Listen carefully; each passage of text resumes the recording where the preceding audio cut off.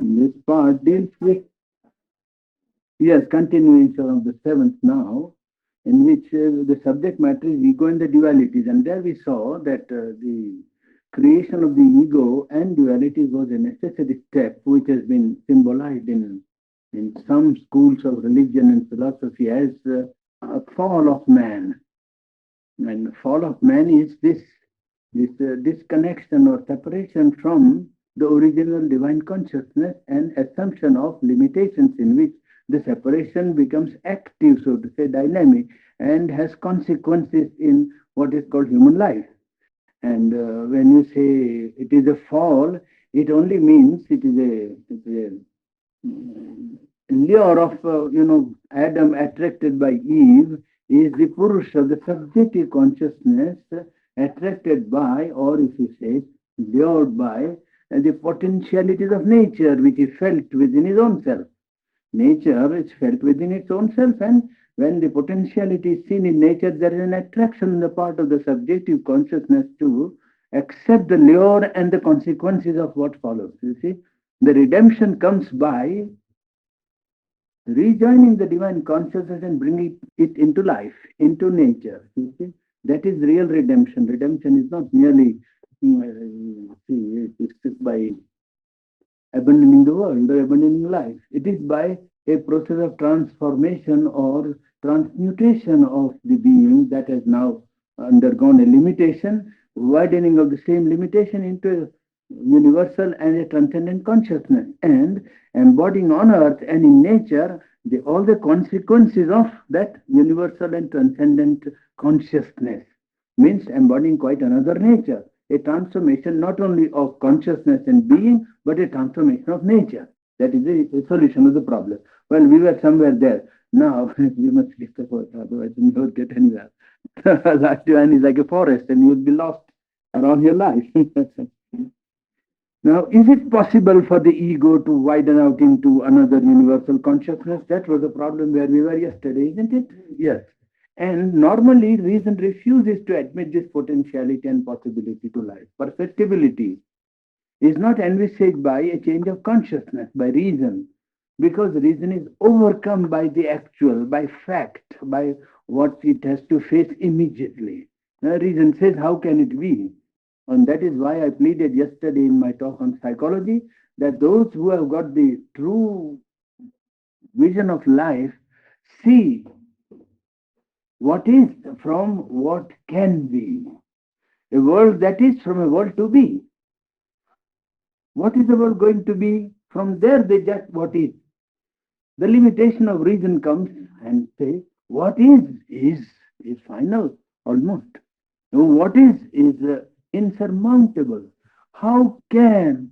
Well, that is how reason does argue, and probably we argued yesterday also and accepted the position that so far as ignorance and dualities are concerned, the reading and feeling and knowledge of the ego is valid for its own sake, but it has no absolute validity in the sense that that is the only knowledge possible.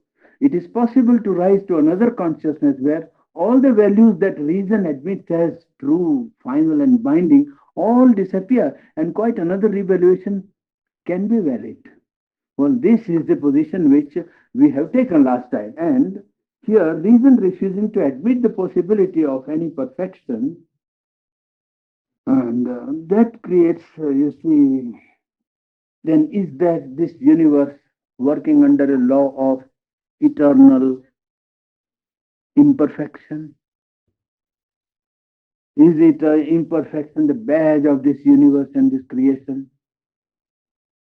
That will not tally with the omnipotence and omniscience of God. That will not go well with that reasoning, you understand? Even if you admit that is the world is eternally bound to. This is the stand taken by so many people who have despaired of any possibility of change in human consciousness, that they have ignored those people who have actually undergone the change of consciousness, because they've always been overcome by quantity. You see, vast people are subject to ego and desire and dualities and suffering and pain and ignorance and selfishness and death and so on. So, but they forget at least several hundred people who rose above this consciousness and declared that this is not the final possible experience to human being, that there is another experience possible to man, that it is possible to rise to a universal consciousness, to a divine consciousness, and remain alive and bring something of the light of death to life. Well, this reason naturally ignores and all the time argues and says it is because it is overcome by the actual and the immediate. How is it possible, says this reason, to transcend? And yesterday I gave you the reason. That same reasoning the ape would have also argued if it was faced with the possibility of conceiving a more perfect being than itself. You see, if you tell, he would not. And if you say that no, not only such a being is possible, that you yourself will undergo such a transformation that from you an Einstein will evolve, he would laugh at it. You see, he would simply say that is not possible. Even if I conceive that such a being more perfect, complete, and capable of knowledge than myself is possible, the ape would not believe that from the ape such a being could evolve. You see, that would be too much for it. You see, that would, he would say that is not possible. Just the same that is happening to human reasoning, human mind, and human, outer senses and outer knowledge when it is faced with the problem of a possible divine perfection. It always refuses, like the ape refusing the possibility and potentiality of self-evolution to a more perfect, being. And still, reason is contradictory in this refusal. You will see, because what does reason itself do?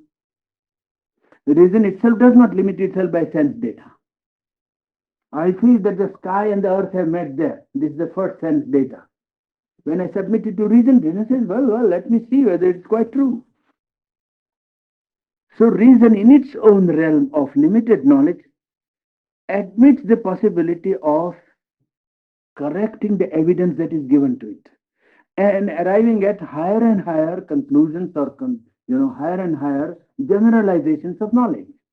Because reason is a faculty for pursuit of knowledge. After all, it wants to know. And when it wants to know, the first data of the sense submitted to it, well, pure reason does not admit as final.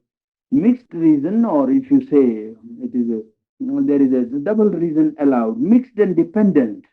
When reason is mixed and dependent, it depends upon the sense data. But when it works in its purity, well, it does not limit itself by the sense data, corrects it, refuses to accept the first sense evidence, and goes beyond.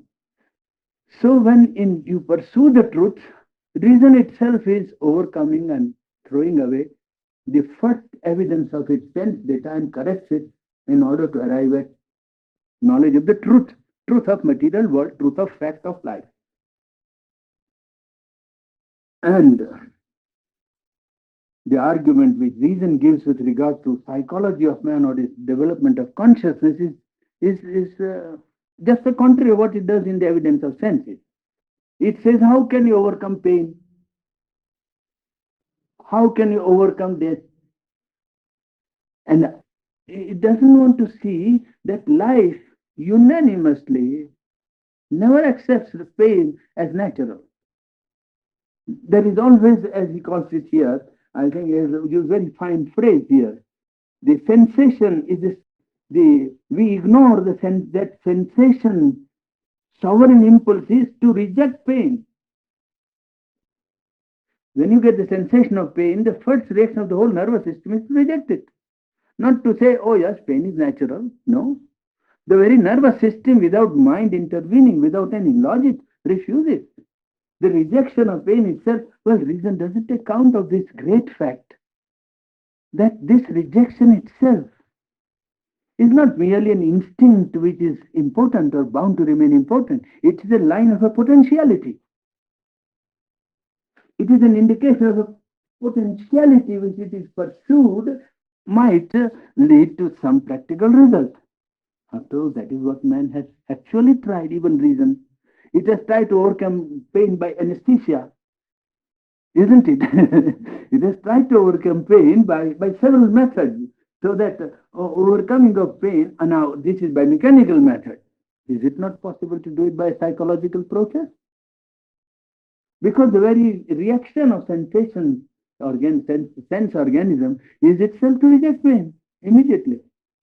And so the sensation of life or the insistence of life is on eternity or immortality of life and not on death. So that is a line of indication which the reason refuses to accept.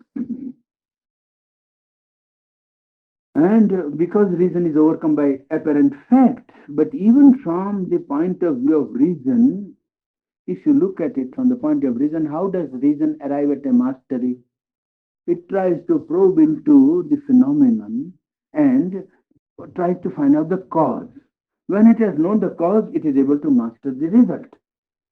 Well, here also what reason has to do is to find out the cause of pain, the cause of suffering, the cause of imperfection, and then it can apply the knowledge of cause to establish mastery. But what reason actually does in its own field is that it is busy with secondary, methods and remedies, and not with the original root causes. Reason goes to secondary cause, how a thing happened, not why it happened, what makes it happen. No, how a process takes place. And in being entangled in this knowledge of the secondary causes, well, reason does not want to know or cannot know the root cause of what happens, and the remedy for men lies in knowledge of the root cause. If reason could penetrate into the root cause of pain and suffering and duality, well, reason would be able to find out how to set it right. Because all knowledge, when it is real, is power. Power means knowledge is power. And if it can know the cause, it can set right the result. Well, and the ultimate reality of which we spoke in the last 2 days about life divine, that it is an omnipresent reality, an infinite of being, an infinite conscious power, unlimited power of delight. That is the basic truth, the material cause and the efficient cause of the world. Well, then here in the ego and the fall into duality, knowledge of the Brahman, knowledge of this infinite, widening out to the ego into the cosmic and the infinite consciousness would eliminate the root cause, not the secondary cause of ignorance, imperfection, suffering, and duality. You see, this reason allows itself to be overcome by the immediate, and it applies itself to secondary causes and not to the root causes.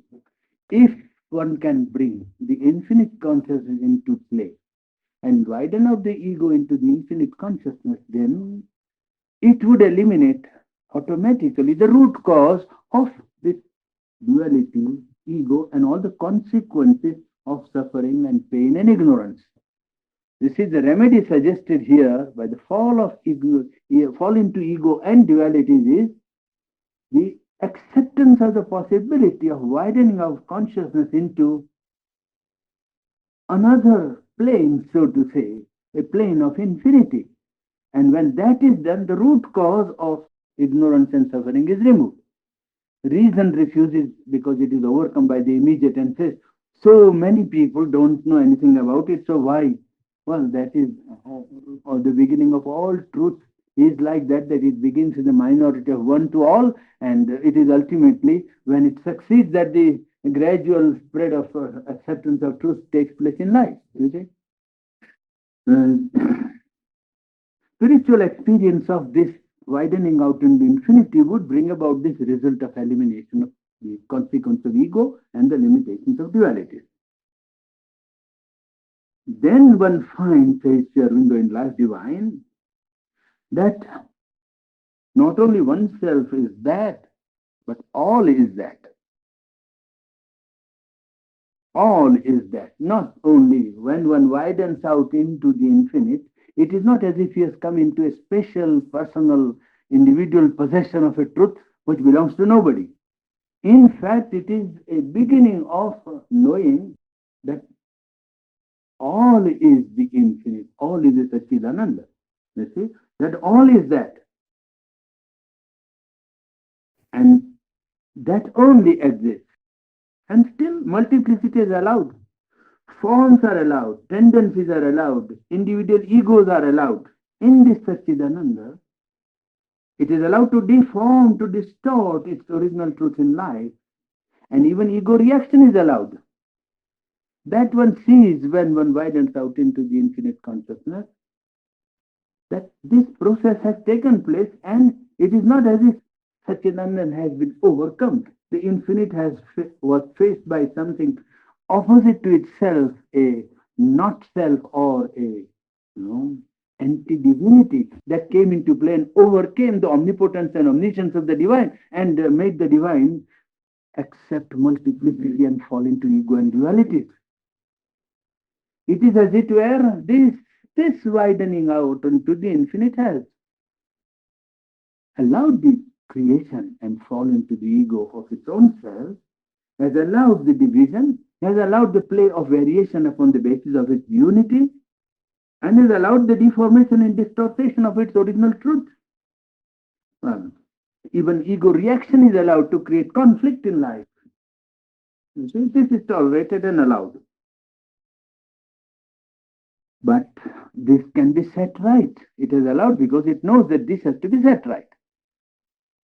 It is as it were you take up a course which at first appears as if just the opposite of your ultimate end. But you know that it is only by adopting this course that you will arrive at your ultimate end. You see, it is by adoption of this fall that the elimination and we saved is possible. But it can be set right. Ego creation and creation of duality is the essential condition of existence in the universe. For the Satchidanand to create a multiple universe, it is a necessity. And when one gets rid of the ignorance of the ego, then duality is also automatically eliminated. When the ignorance of ego is removed, well, then the duality and the consequent of duality are automatically eliminated. And ego widens out into cosmic consciousness.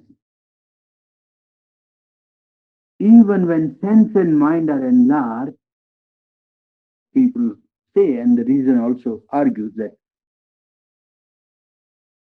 all this knowledge of identity, knowledge by widening out consciousness into infinity or cosmic consciousness, is moonshine and it's abstraction, it's not possible. That's what they say. And what is the remedy? You acquire more and more knowledge of sense data. You see, develop your fancy and the knowledge, different departments, sociology, physics, chemistry, then astrophysics, all kinds of mathematics and so on. Go on increasing, and you enlarge this field of sense and mind. There he points out that that would not solve the problem. However much you go on for infinity, you see, it would be moving on the same plane. Now the plane of sense and mind is little. You say no, widen, so your plane will become like that. But you'll be on this plane. The solution lies in some other plane. However much you go on enlarging the field of physical research or scientific inquiry, you are not going to solve the fundamental root problem. You are only attacking secondary causes. The root problem lies in getting away from the plane of consciousness where you are working. You are working on the plane of ego here. So you say, this is small, I will widen it. You widen it as much as you like, even to infinity. But you are not making for height of consciousness or ascent of consciousness. Until that is done, a radical change in the consciousness is envisaged and brought about, well, the solution cannot be, found. Now here he says that if you go on enlarging the field of sense knowledge and mental knowledge, however wide you may be, it will be only increasing and enlarging the field of phenomena, not of the reality. Phenomenon, you'll be increasing, adding, as he says, feeding yourself with more and more grass, not with any substantial food. It is knowledge in one sense. It is some knowledge attained. Every addition is something solid. Yes, true. But it is as it were, accumulating dry grass all the time. Well, it is hay. It is not solid, substantial food, which would bring about a change in your system. If change in system is to be brought about, then some other radical food is to be given, a more nourishing food, which is a spiritual food. Well, and that is the knowledge by identity, knowledge by oneness, not knowledge by separating the object and the subject and then taking the sense data and subject into to reason its operation and arriving at a conclusion and going on progressively increasing the knowledge of the phenomena. You see? No, knowledge by identity is the remedy. And when you say knowledge by identity means increase or expansion of self-awareness. Now one is aware of, when you say man, when you say I, you ask him, oh, I am body, or I am desire, or I am impulses, or I am ideas, I am thoughts, I am feeling, I am emotions. Yes, that is the limitation of the present formal. This self-awareness, when it is widened, and when the I is all, then the all is included in that I, because it is not a small I, but the I with a capital I, which is infinity. And therefore, the knowledge of the content is contained in the knowledge of the container. You see, if you can get the knowledge of the container, then you have the full knowledge of the content. Universe is the content of the self, of the infinite, of the Brahman, of the divine, of the Satchidananda. Well, if you are identified with it, then the whole content of universe is within that infinite consciousness. You know it by containing it. The difficulty now is that one wants to contain it by possessing. With a limited instrumentation given, with a little body, so it's a small nervous system with very small power, and with a mind that always requires data of the sense for its operation. How can he possess this all? You see, it is how can you contain? Yes, you can contain the all in consciousness, but the play of ignorance and fall into ego and dualities compels this impulse, very impulse to contain the all, to take the form of desire, and then we want to possess all. Now, possession by an external, clutch or external hold is impossible. And it is this running after possession of the all by each and every individual ego that creates what people call conflict, is it not? Conflict is only nothing else but each one trying to possess it all at the same time. Each is trying to possess all at the same time and is clashing against the other because they are limited. Because when you possess the all in consciousness, then you do not run after clutching. That is what the Isha Upanishad says, Ma grudakasya siddhanam. You see? Yes. Isha avasyam idam sarvam, when all this becomes fit habitation for the Lord, and when one realizes that whatever movement of the cosmic movement takes place is a movement of that supreme, all-governing, infinite power, well, then it is Magrudakasya Siddhanam. Then don't try to possess somebody else's wealth because it is your wealth, really speaking, when you rise into that consciousness. The whole of it belongs to you.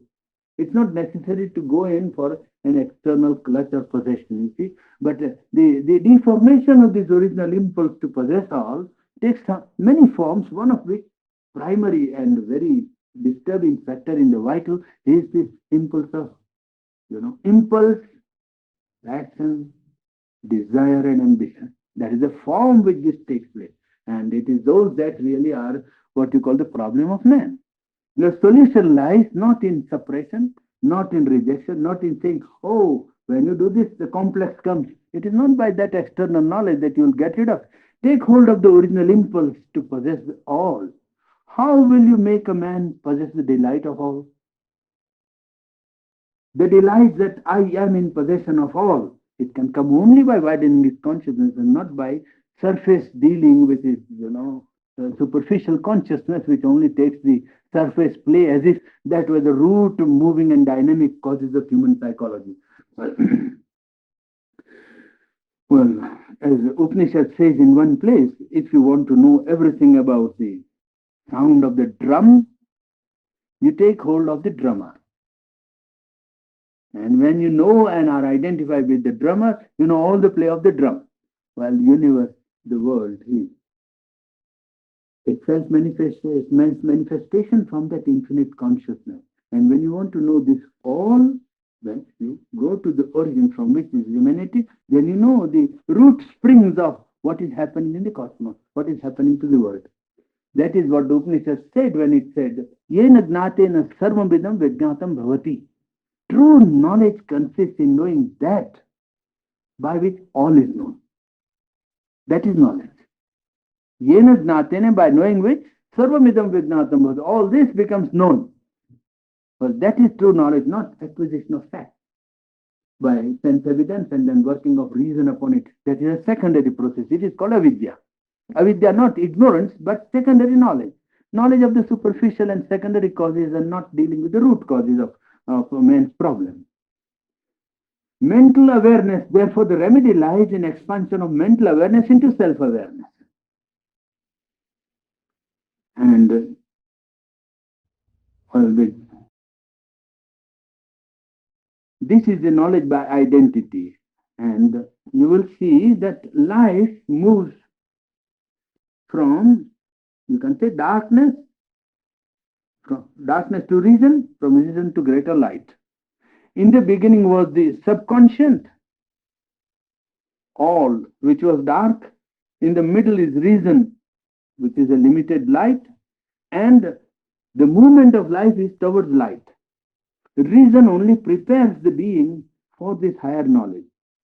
And this superconscious, I will try to represent a little on the board so that you can see as well. Life, when you see life, that moves to light. From where does it come?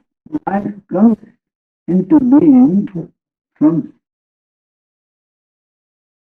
well, you can say the subconscious. Yes.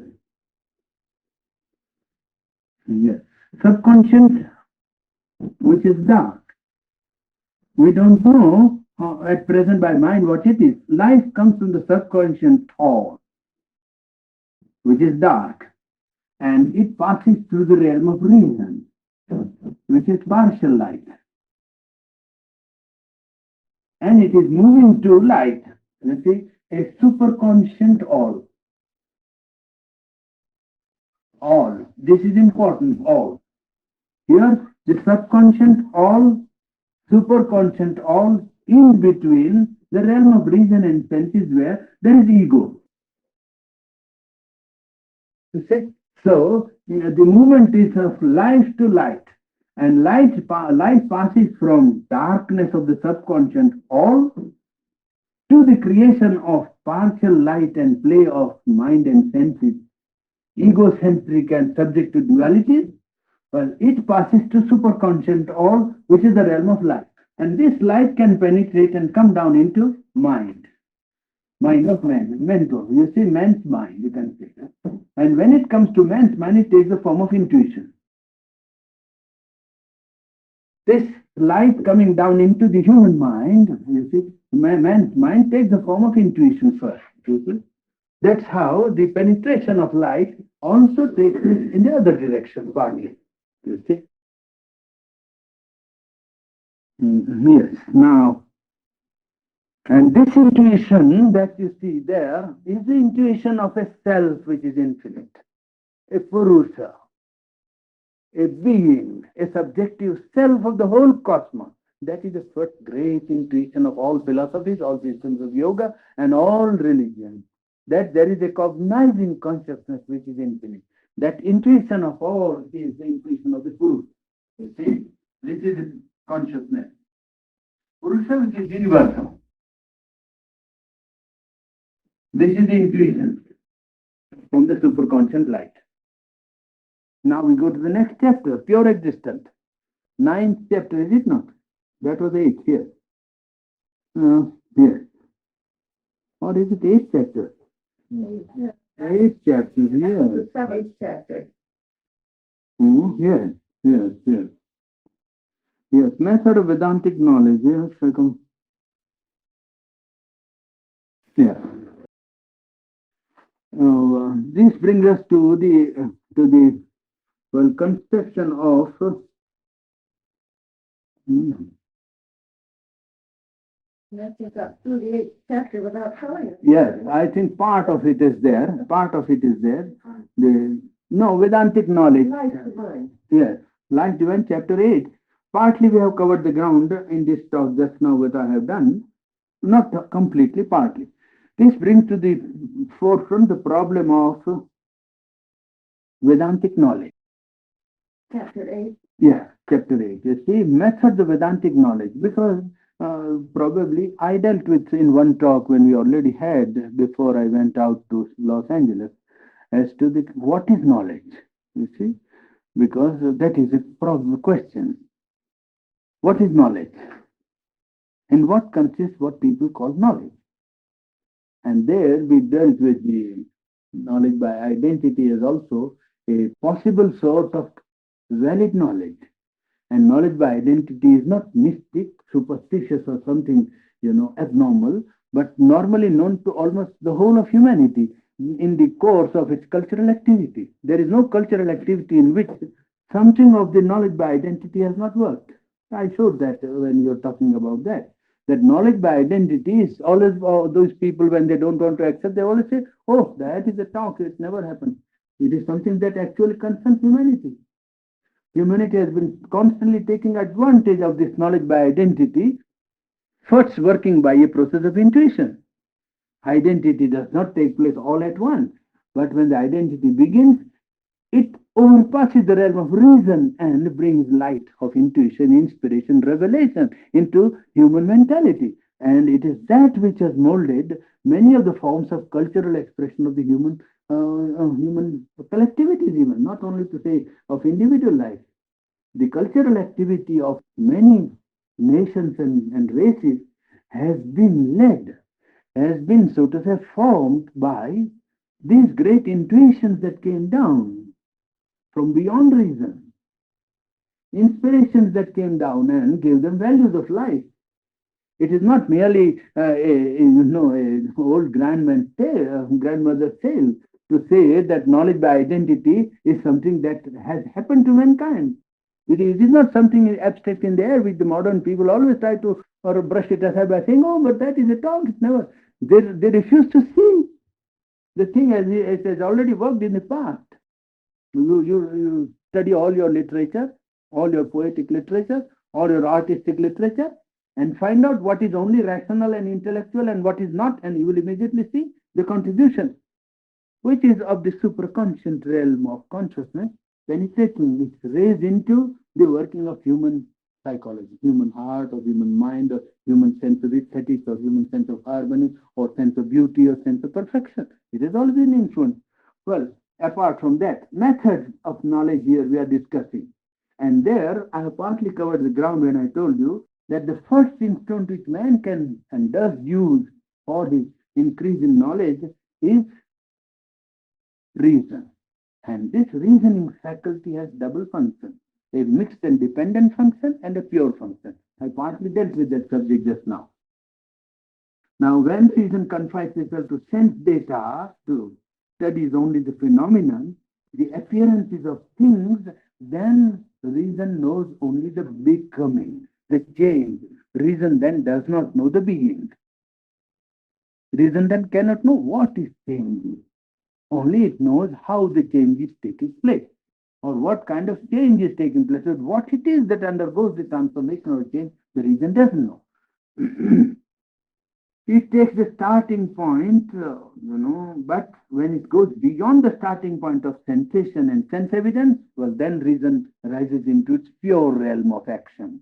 And this is necessary because the instruments of acquiring knowledge of sense mind by reason is a very imperfect and, a defective instrument which man deals. And it covers a very small part of the universal fact. And say, how much can you see? Even not for 2 miles. You see, 2 miles, and how much can you can you touch? So the very limited and defective apparatus is there, and therefore it gives also of a very small area or part of the universal fact. And to correct the errors of the sense mind by reason is an important power of reason and a very valuable power. And pure reason brings us, therefore, from physics to metaphysics, knowledge of facts of life to the interpretation and understanding and generalization, a view of the world based upon evidence which is given and corrected. You see, that is how reason acts in its purity. It ceases to be mixed and dependent and becomes pure. There are, for instance, fact, idea of fact, ideas about fact. But these two, even when the idea is very correct and representative of the fact, even then it cannot satisfy man because a concept is incomplete without experience. Conceptual knowledge is there, but it is only experience which substantiates and makes it concrete.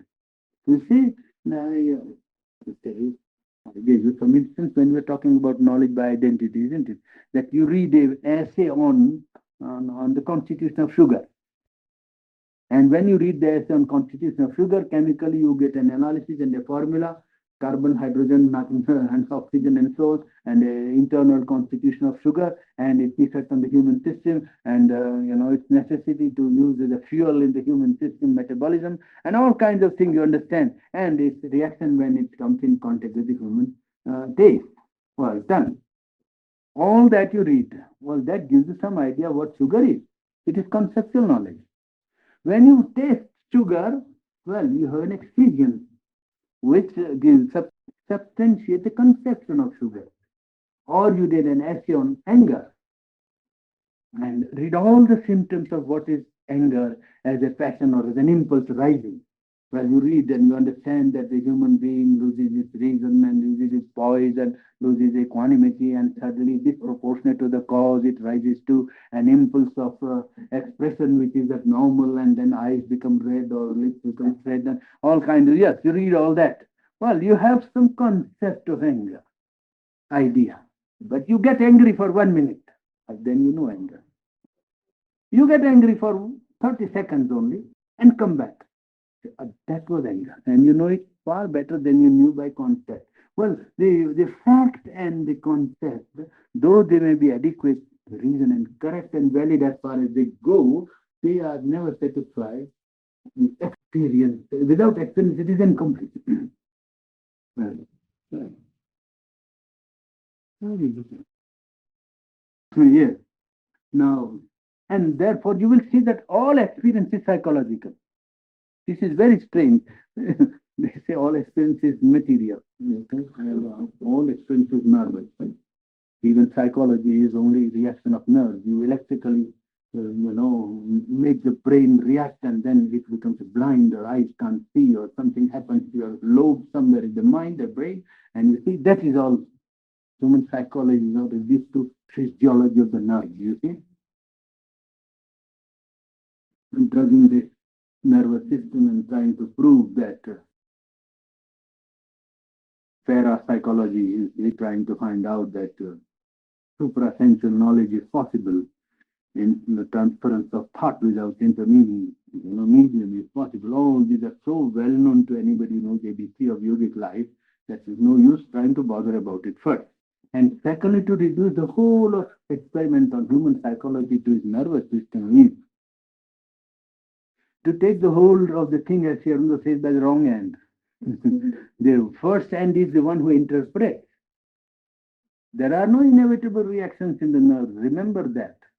All this is the first equation. And because it's a constant habit, we promote it into the dignity of a law.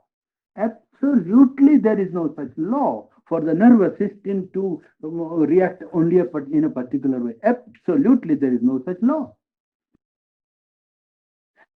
Nervous system reacting to certain, not at all. You can react quite differently. The consciousness is put and the pressure of consciousness is brought to bear upon the nervous system. The nervous system is refused to react as normally you find in 99.9 cases the normal reactions. No, certainly not.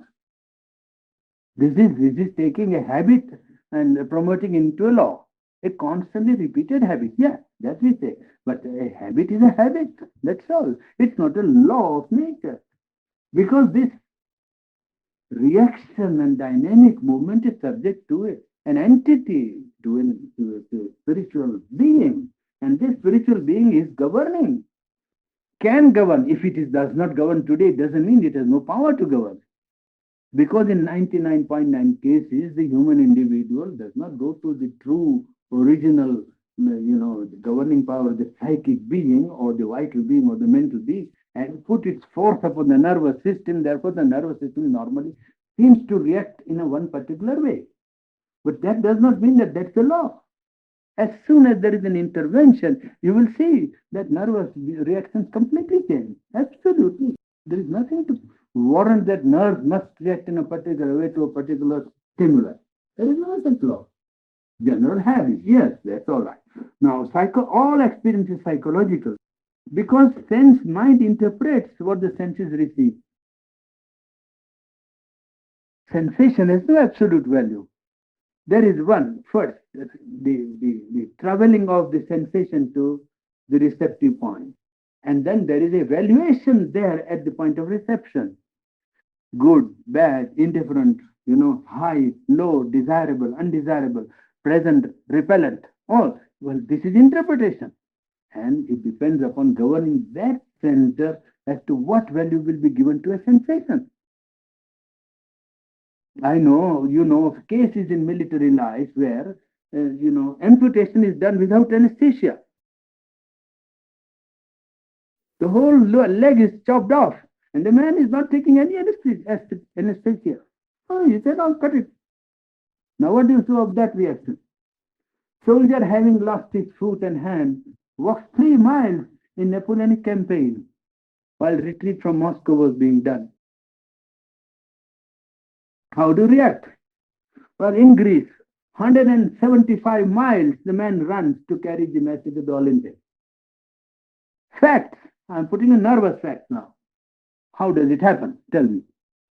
If this is the law by which you put a current and find out, and all this child display of surface psychology, it's not psychology at all.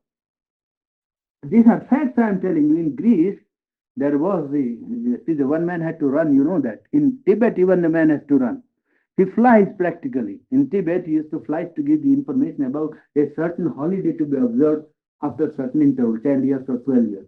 And he carries a bell in his hand. When Madame David Neal, that French lady who was for 18 years in Tibet, has seen this man. She said she didn't know. And one day she heard the bell and she came out and saw that he was taking strides. The 10 feet, 20 feet, 15 feet like that. He was not flying in the air like that, no. But he seemed almost, to skip. He didn't walk. And because he had to cover the whole of Tibet within 2 days or within 48 hours or something like that. In Greece, the man ran from Athens to Sparta. These are facts which I'm telling you. So it is no use putting the normal nervous reactions and actions that happen as if they were the governing law of human psychology. There is a governing entity which has to be tackled, really speaking, if you want to know human psychology. Well, apart from it, all experience is psychology. Sense mind interprets what the senses receive. Psychological experience has also double action. Awareness is becoming. When you become aware, it is phenomenal. It is already becoming. You experience something on the basis of a substratum of being. Being undergoing a transformation of state is self-awareness. Awareness of anger, awareness of normality, awareness of peace, awareness of an object lying before you. Well, that is all the becoming. Our own existence, we know by an act of identity.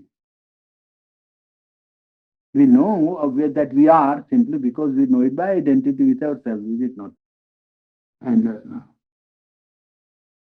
this separation prevents this all knowledge, this identity from being active.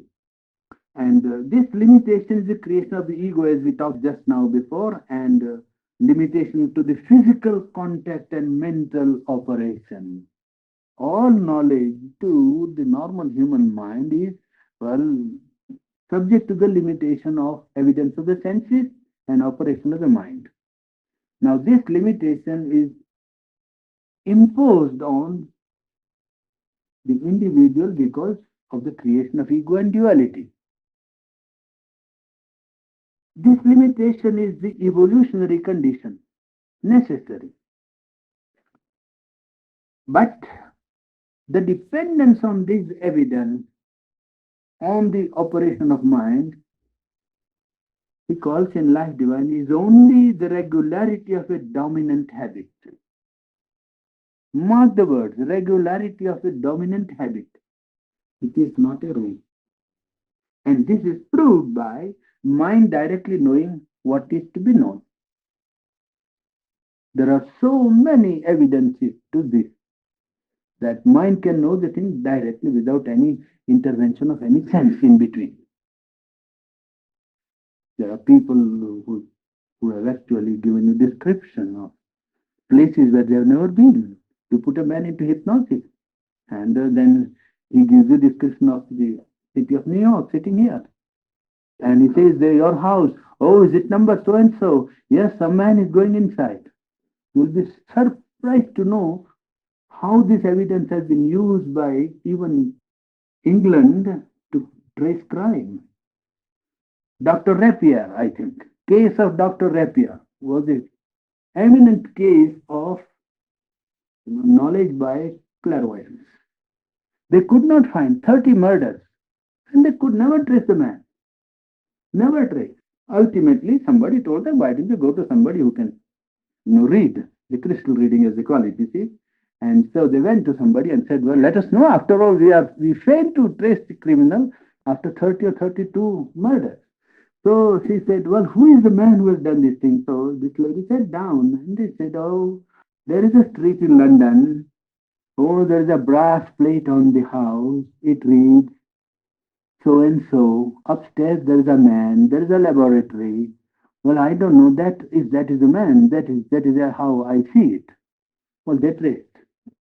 They found he was a medical man having a laboratory, and he was dissolving all the dead bodies in chemicals, the acid, nitric hydrochloric acid.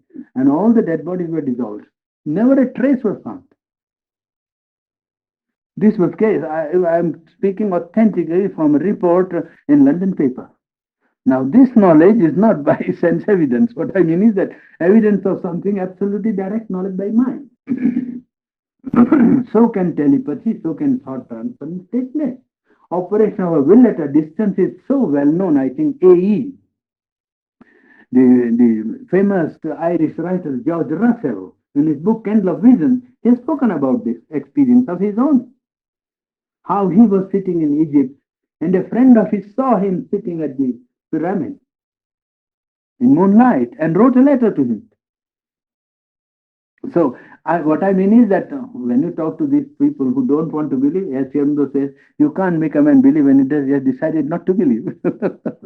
Modern mind absolutely refuse to believe because they have other potentialities in which direction in which they want to try. Welcome to that. There's no harm. You try external possibilities and potentialities of wireless and all kinds of gadgets. That's all right. No harm. But that it is possible without any intervention, why don't you admit? Because it's a fact. There's no harm in admitting a fact. After all, you're not admitting something that has not happened. It is evidence of men like Sir Oliver Lodge or Sir William Crookes or, Conan Doyle or people who are probity, who have honesty, and who are known for being people who know what they are talking about. I mean, they are not interested in telling lies anyway. You see, but that is what modern mind is trying to do. No, don't look after unpleasant and undesirable facts. That's all. You need not try if you don't want to try. But that mind is capable of a direct knowledge without intervention of any sense apparatus is something that I think doesn't require much proof unless you are, cussed and don't want to accept. Say that no, I refuse wealth, and it's another matter. Well, this is a limitation which is an evolutionary condition, but mind can directly know. Hypnosis and other phenomena are already well known. You see? Now, a balance is between mind and matter. Why this mind is not able at present to act freely and always? You will say that if this is a faculty, why does not all mind do? Because mind is now dependent, mind is material, mind is encased in matter. Therefore, its dependence on matter has become now very great and almost an established habit. You see, because mind is not operating in its purity. There is a balance between mind and matter, and normal waking consciousness also is so much habituated to depend on the evidence of the sense being, extroverted, that direct knowledge to it is not possible by the mind only. See, that is all. Now, now, but sense mind has got a sovereign action also possible. For instance, it is possible to know the weight of an object without weighing. Even sense mind can act sovereignly if it is trained. You see, you can know the weight of an object, distance of something. This is also a possible a sovereign action. And even this only enlarge the field of the phenomenon. These do not ultimately, even mental knowledge, direct, knowledge of the object by mind, or enlargement of the sense mind and sensation capacity to know directly without going through material process. Even if you succeed in doing, it will not enlarge your consciousness into infinity. No, it is only enlarge the field of phenomenon, field of becoming. Sri Aurobindo is pleading that you must attack the field of being, where you are, what you are. You have to deal with what you are. And then cease to be only a little body, little desire, a bundle of desires and emotions, and bundle of ideas. From mental awareness to self-awareness to cosmic awareness, that the whole is one. And it is in each, the whole is present. That is what is coming in the next chapter, I think. You see, the own awareness and you see, the knowledge of the content is contained in the knowledge of the container. You see, mental awareness must expand into self-awareness, then the content of the Atman, which is universe, will be known. And that is the equation which we worked out just now. Now, this gives us to the intuition behind the mind is always working. We show the first intuition that was the intuition of the one Purusha. The formula is I am he. First formula. Soham asmi. I am he, the infinite, the unlimited, the divine, the supreme, the Lord, or the cosmic consciousness. Then tattvamasi, thou art that. So not only I am he, but that which I cognize as outside myself, thou, well, thou art also that. And third is sarvam khalu idam brahma. All this that I see is the infinite. Well, in these three intuitions is contained the content of knowledge by identity. If you want to know the knowledge by identity, all the three must be simultaneously satisfied, not one. If you say, I am he, then you will reduce all this to Maya only. If you realize only I am he, then the insistence of the human mind is such that it becomes partial to the experience that comes even of the Supreme and reduces the all to non-entity, to non-existence, to illusion, to zero. It says the others don't exist. No, that also is the working of that one. And then I am he, when you say all is that. On, not all this is that. Sarvam khalu idam brahma. Idam means this. In Sanskrit, idam means that which I see. That which I see, that is idam purodrashyamanam. What I see in front is idam. Well, what I see in front, all that is the Brahman. Yes, that the three in harmony will give you the content of true knowledge. See? Knowledge of being, not knowledge of becoming, which reason, sensation, pure action of mind, even enlarged action of sensation gives us knowledge of the becoming. Knowledge of the being is widening of mental awareness into self-awareness. And this self is he, the infinite. I is he, the infinite. Thou is that the infinite. And all this is that the infinite. Well, then you have covered the formula. You see, we covered the formula of all knowledge. And this intuition by process of knowledge by identity has worked in humanity intermittently. It has worked now and then brilliantly, brought some results, but it is not ordered intuition. It is not yet organized into expression in life.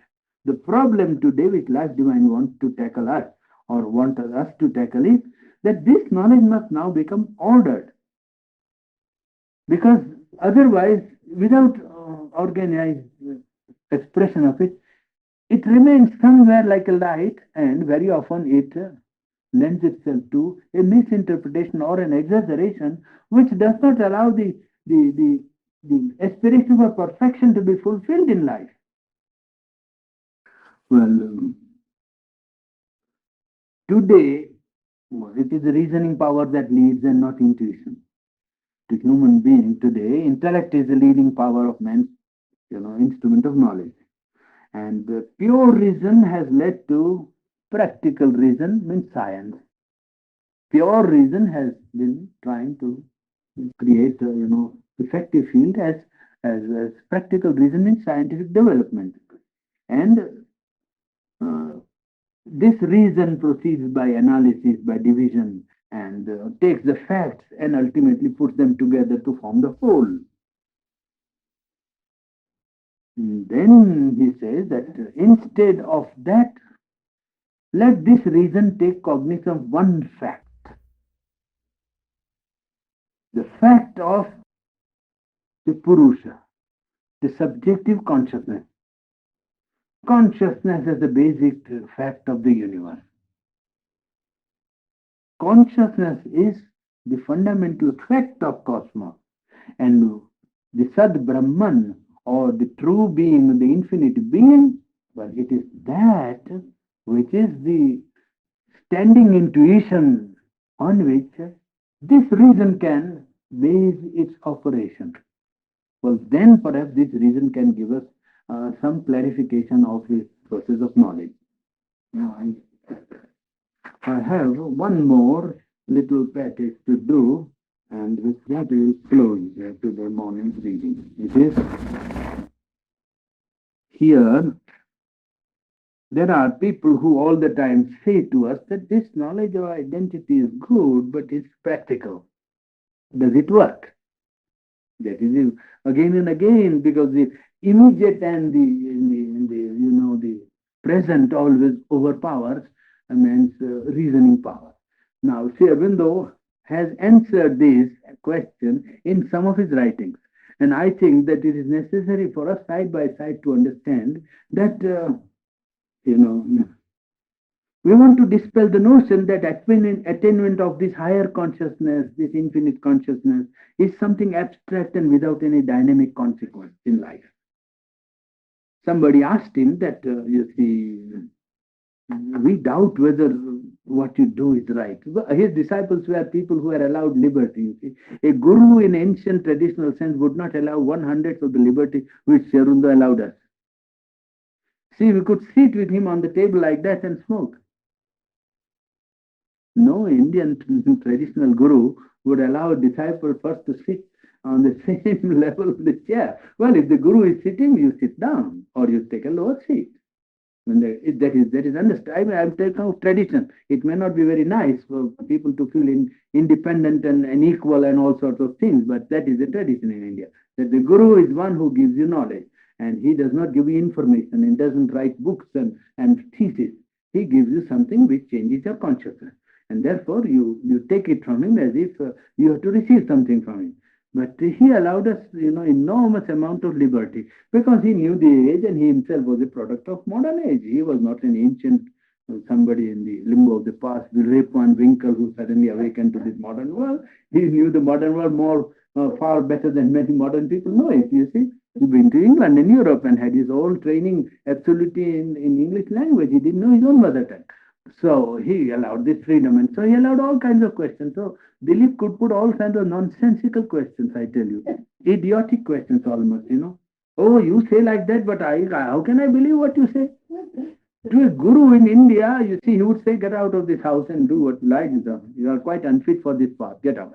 But he was so kind and considerate, and he thought perhaps there is some thing why he is attracted to this path, why he came leaving everything to me.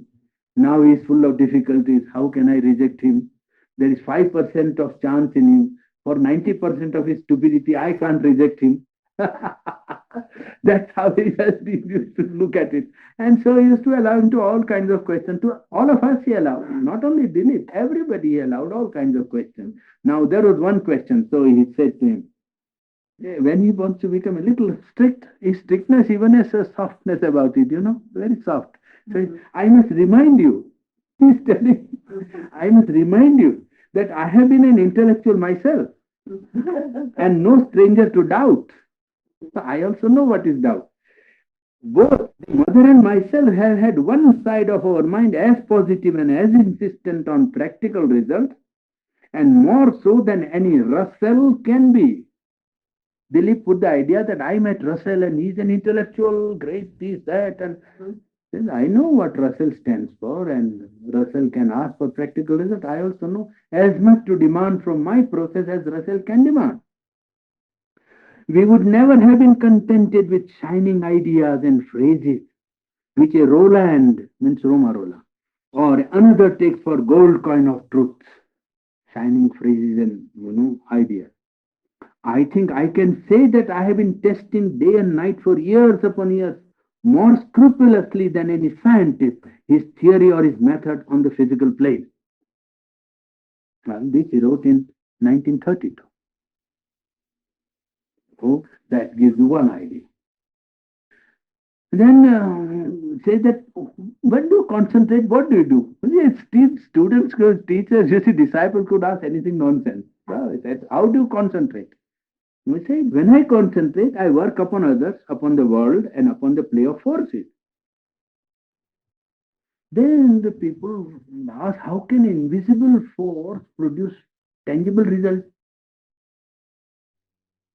He says in one letter, the invisible force producing tangible results, both inward and outward, is the whole meaning of yogic consciousness. Who would be satisfied with such meaningless hallucination and call it power?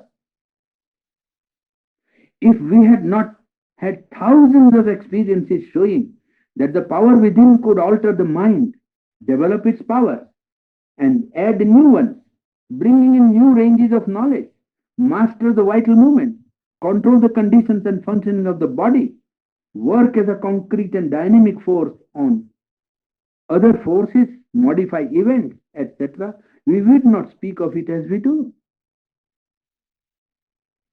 But Dilip put in one of his letters, but is this power which is a concrete? So he replies to him, concrete? What do you mean by concreteness? Spiritual force has its own concreteness. It can take the form like a stream, for instance, of which one is aware, and can send it quite concretely on whatever object one chooses. Then he said that you say that you are working with a spiritual force, then it must succeed. He said, no, spiritual force is one powerful force, an energy added to the complex of forces that are already at work. It is not as if a tabula rasa, a clean slate was given and the spiritual force was put upon it. You understand, there is a complex of forces working in a situation, in an event, a world war. Now, how many millions of forces are working? You have no idea. Well, in that, there is a one additional force that is given. And that acts as also a molding influence. It is not a small force that is put. It's a very powerful force, but it is working in the midst of so many complex forces of ignorance. National interest, egoism, selfishness, sacrifice, country, patriotism, cause, ideals. How many? This is nothing. What I am counting is nothing. There are economic forces there. So in a world situation where, a great clash of interest takes place and collectivities are brought into, contact with each other in a conflict, well, there is a world of forces that is at work. And on that situation, when a cosmic consciousness or a divine consciousness is made to act, It is not acting as if it is given a clean slate to produce whatever result it likes, but it produces some result which would not have come if it had not acted consciously. Certainly. That is true. Now, he is saying, I have always said that the spiritual force which I have been putting on human affairs, such as the war, is not supramental but overmental force. And that when it acts on the material world, it also is inextricably mixed up in the tangle of lower world forces, that its results, however strong and however adequate to the immediate object, must be partial. Now, this impartiality of observation and, a sort of a detached view of his own work is a quality which I have never seen in any spiritual person, I tell you. I have never seen that power in anybody else. This power of, complete detachment and impartial observation. Absolutely, that is something that took my breath away when I first knew it in 1918. Tremendous. That he could be conscious of it and yet know how much and how far and not further. Well, that is exactly something which I think is more a proof of the reality and concreteness than anything else. Here, I often use the force alone without any human instrument or any other means. Then somebody asked that you are working in the ashram and disciples. So how do you work upon the world and world events and other things? Well, certainly my force is not confined to the ashram and its conditions. As you know, it is being largely used for helping the right development of the war and of change in the human world. It is also used for individual purposes outside the scope of the ashram and the practice of yoga, but that is silently done and mainly by a spiritual action. Now, here you get some conception of, you see, of the concreteness of whether it can produce result. We are talking about a knowledge by identity and whether the attainment of the possibility of enlarging the human consciousness into a greater awareness can be dynamic. Well, here is some aspect of it which I think is germane to the question, and that gives us a greater, faith that after all, when we do it, much will not be lost, and perhaps much may be gained in the world of dynamic movement. Man's faith that only mind, only scheme, only social, system or social movement or political movement or altruistic movement or something outward, that alone is action. And if we do only realize and ascend to a higher consciousness, perhaps we become inactive and ineffective. Well, to that, I think the declaration and writing of Sri Aurobindo gave a very definite and a very encouraging reply that after all, you might perhaps attain a dynamic which is not possible with the limited knowledge of mind and the human organism as it stands at present. Ask a few questions. Yes, yes, 10 or 15 minutes at least. I have one. But I was thinking when you were talking, to be in the world and not of the world is really the challenge in your teaching, in a sense, isn't it? Not nearly that much. Not nearly that much. What I'm thinking is... No, not to be on the world and not of the world, but to accept the world as the world of the divine. One. And to bring about or to bring into life or into world as you put it, world means life. To bring into life the light of the divine. Well, I had a Yes. Yes. Yes. What I was thinking too was there are sometimes where there's a group who are all thinking in this manner and in turn would be one thing, but if you be in the world and striving not to be of the world, that would be quite difficult, wouldn't it? Not difficult if one wants to do it. One always does what one wants to do. That is what always struck me as something which I have never understood here in Europe, I mean. Yes. That people always say, oh, we can't do this. We have no time. I never understood it, to tell you frankly. I tell you frankly, I must be very frank, but I never understood it in my life. And they say, oh, you see, for instance, 6:30 we have meditation. Now look, I'll give you very practical instance. In India, nobody would miss it. Nobody. You come 100 miles, you come for meditation, then I have to get up in the morning. Of course you have to. Then, then you can't do it lying down. Then sleeping, you can't do meditation, certainly. Oh, I have to eat. Of course you have to eat. 365 days you are eating. So eating has to be shoved. That's why it is you put in its place and say, yes, we'll eat, but do this first. Well, that is the way to look at it. If you see, that is why it doesn't happen. The pressure of the immediate, the value that the individual or the group gives to current values of conventional life. Oh, this must be done only in this way. There is no such rule. Break everything, then everything is easy. You break rules, break conventional habits, and say, no, from tomorrow I'll do otherwise. That's all, nothing. What is that? Oh, but I have to come. You have to. Of course. I have to come 10 miles, 20 miles. You have to come. Naturally. You can't do it sitting. So, what is it? Oh, but one turn. Yes, one turn, 10 turn, 20 turn. All the work that is intended you must never, that is the, single-minded devotion or concentration of the will or aspiration for a purpose. Now, that you can't flag it. You can't, drive by outer force in anybody. This can't be done. This must come from within. This is Agni in the Vedic language. This is fire. If you want to know what is fire, that is fire. That is fire. That says nothing.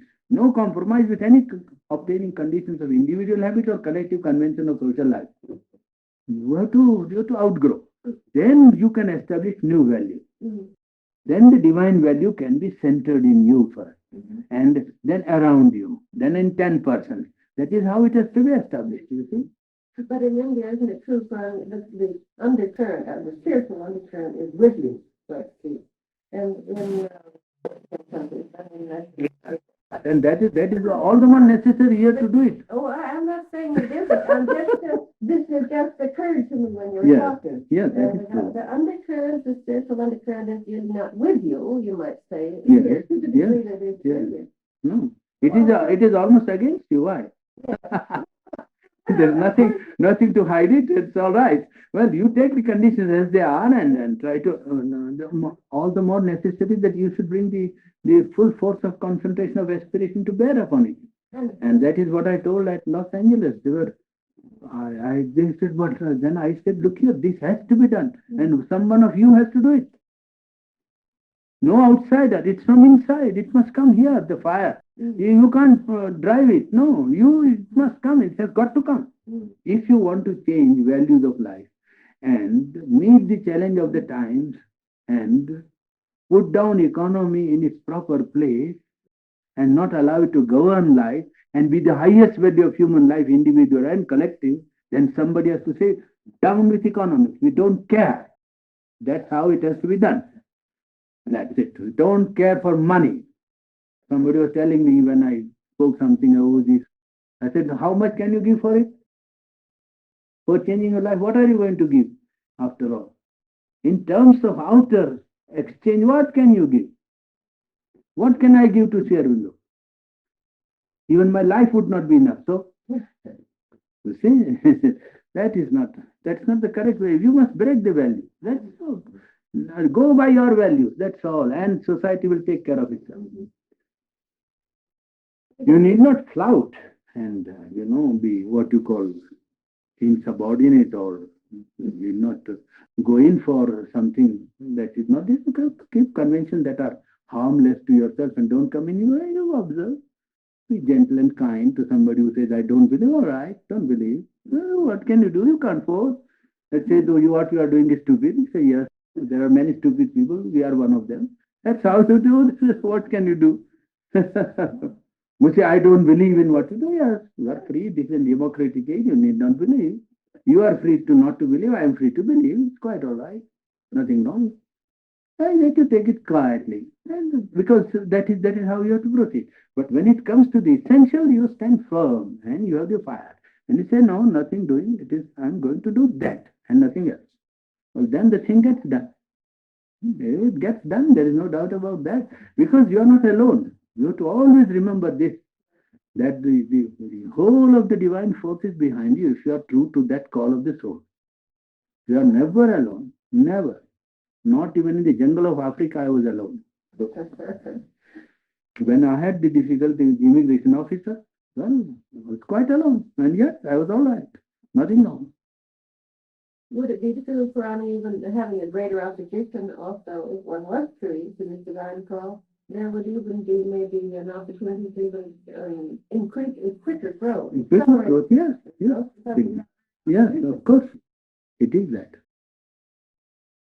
It is only one has to know that he must not compromise on the fundamentals, on the inner life, and on the need of spiritual growth.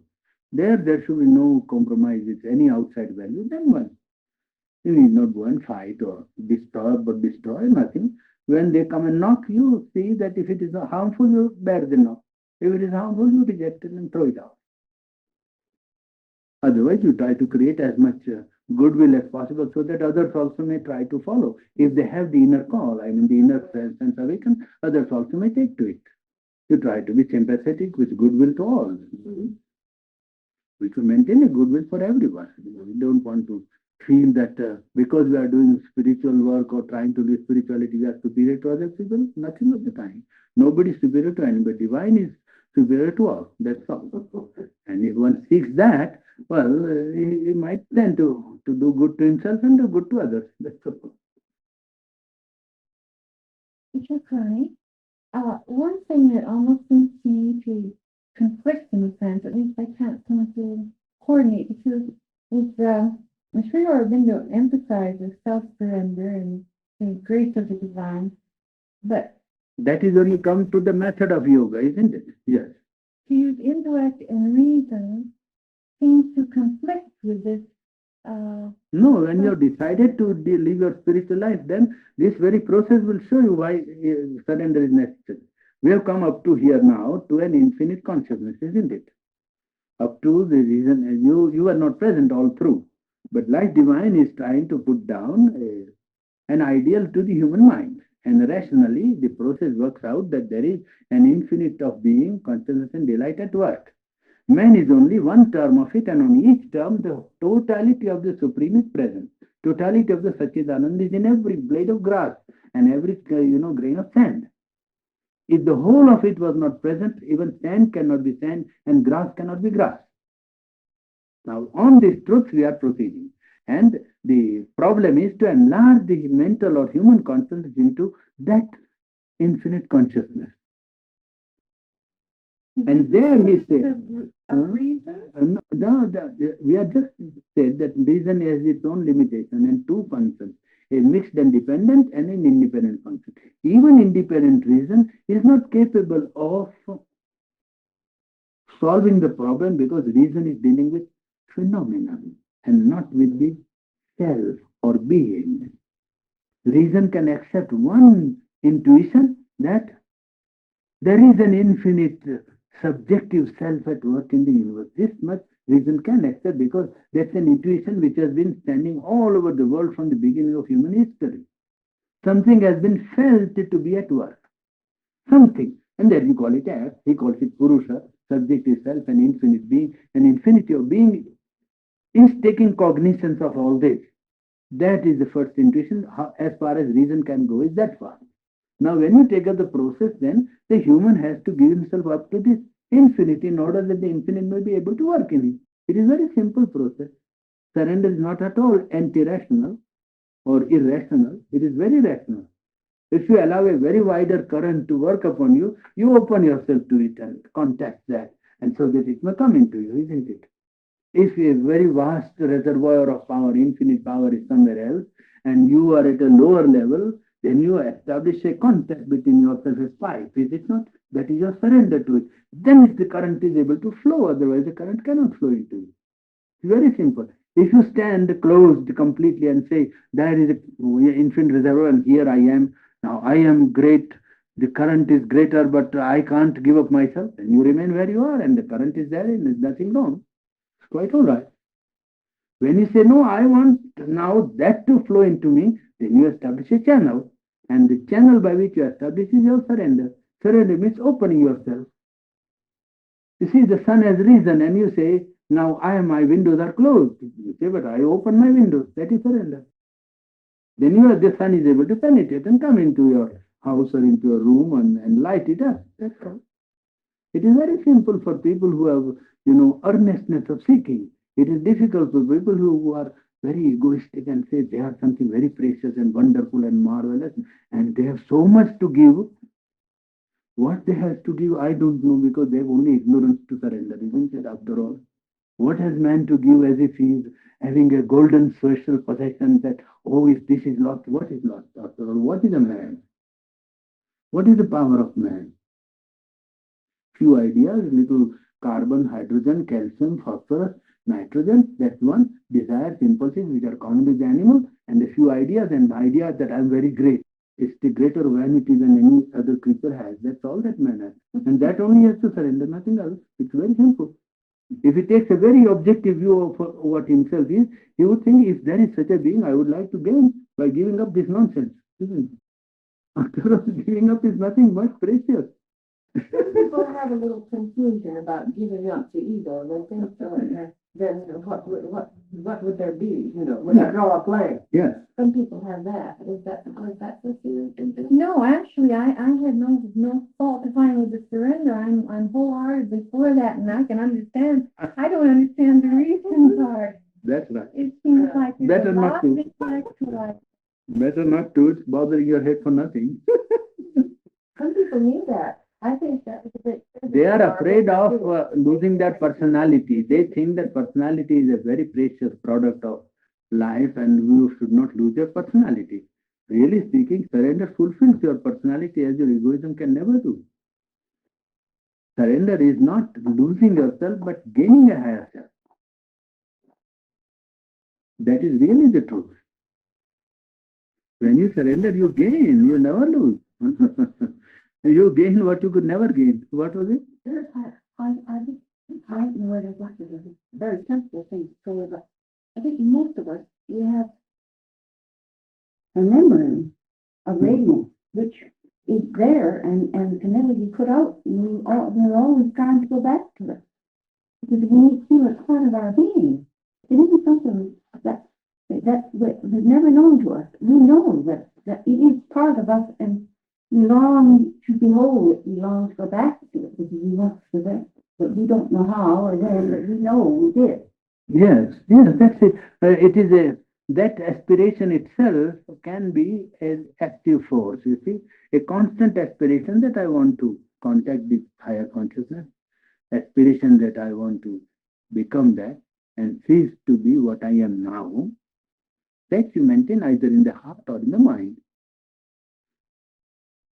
You have a constant aspiration, not a desire. No. I told you that. I dealt one day with a distinction between desire and an aspiration. You see? So an aspiration is the effort of the being to change and widen. That is aspiration. The being itself wants to widen. It is not busy with the process of instrument, mind and emotion and vital being and impulses and desire. No. It is the very, what I am, I want to change. You understand? Yeah. Yes, that's it. And there you maintain that will that I want to change, an aspiration that I want to change, idea in the mind or in a flame in the emotion or a will in the vital that I must change, I must widen into a higher consciousness. Well, that is the first step of yogic life. That is how you do the yoga. It does not require to abandon life or to renounce anything. Decision of the will that aspiration is the first priority of life. Well, there you start yoga. Yoga is not something miraculous, marvelous, or abnormal. It's very normal when this call is felt or necessity for a greater perfection becomes dynamic and active in man. You see? Then yoga becomes very natural process. Only all the time you concentrate, whatever you are doing, you concentrate on the aspiration. That I want to widen into a higher consciousness. I want to contact the higher consciousness. And the higher consciousness is not absent because he is all the time present. An omnipresent reality, remember? Yes. So you are in the presence of somebody all the time. Didn't you tell us before time that aspiration is the yearning of the seed to fulfill itself? Didn't you tell us before Yeah. aspiration is like the yearning of the seed Yes. to fulfill itself? Yes. Yes. Like the yearning of the seed of a tree. Yes. Yes. Yeah. When a seed is given a language, if seed had a language, it would say, I want to become a plant. I want to have, develop. I want to have flowers. I want to have fruit. Well, that is aspiration. That's not desire. Because the potentiality is there already. It's not asking for something outside. We had that one. That is aspiration. You see, it is the movement in the seed trying to realize its potentiality. Well, I suppose it's quite all right. I can't understand why the nervous system and the habits and the process or processes by which we become more conscious or get new knowledge of any kind, whether it's of the physical or whether it's of the all, the spiritual. I can't understand why the process itself is not something to be valued and to understand. For instance, now I know how true it is what you said about experience, but you taste the sugar and you have the experience of sugar. But since doctor studies a great number of human beings and finds that too much sugar may bring about diabetes, and learning how to help correct that. Now, I'm well aware that if we are sufficiently conscious of the all, that could be conquered without the doctor's knowledge. But in our present uh, level of development, don't we have to go along with the process to our beliefs? Well, there is a little, I think, a sort of a misunderstanding, or rather a stress is more or less not understood. When I said about experience of sugar, I was only referring to its nature as an experience, not as an act of individual, nuance. Now, this experiments with body, with nervous system, with disease, probing of causes and so on, of trouble, is certainly an extension of our knowledge. It is certainly a necessity of man. And the Isha Upanishad goes further to say that by this process, you conquer death. By this process, you conquer death. And by change of consciousness, you enjoy immortality. Avidyaya mrityum tirtva vidyaya amrutam asnute. This is by avidya, you conquer over death. The limitations of, by death you mean the limitations of human consciousness, that's all. So even by processes of reasoning and scientific advance and inquiry, what we do is add perfectly more and more till we come to the very limit of mortality, almost to the limit of mortality. So that all that knowledge is very important and good and applicable to life. The difficulty comes in when those who experiment with these things tell us or claim that this is the knowledge which is the knowledge of the fundamental and this is the human, then we say, well, we have our reservations, that's all. It is not that we don't stand for scientific progress. We say scientific progress is indispensable and valuable, but that is the one thing or one direction in which human culture or human development must go, and there is no other line of knowledge possible. Then we say, no, there is a line of knowledge of direct identity, which certainly can be equally valid and perhaps more applicable in certain cases than even physical knowledge. That's all that we want to say.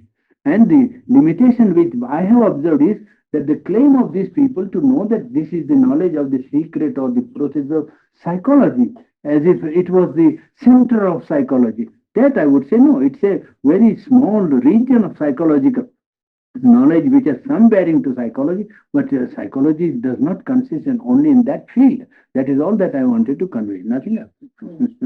And when you, express it, but when you through intuition, you bring something else into mind, if it's brought under the control of reason, eventually you are contributing that way to the growth of reason. Exactly. Enlarging reason. That is why I say that organization of that intuition becomes necessary. And in fact, life divine is nothing else but organized intuition. Well, then the process goes along with the growth, doesn't it? Yes, certainly. Becoming the being. We take advantage of where reason stands and try to utilize reason in the process of self-realization. That's it. Reason is not rejected. Reason is almost raised to its maximum first, and when it overpasses the limits, it knows why it is overpassing, in fact. And that is its greatest contribution.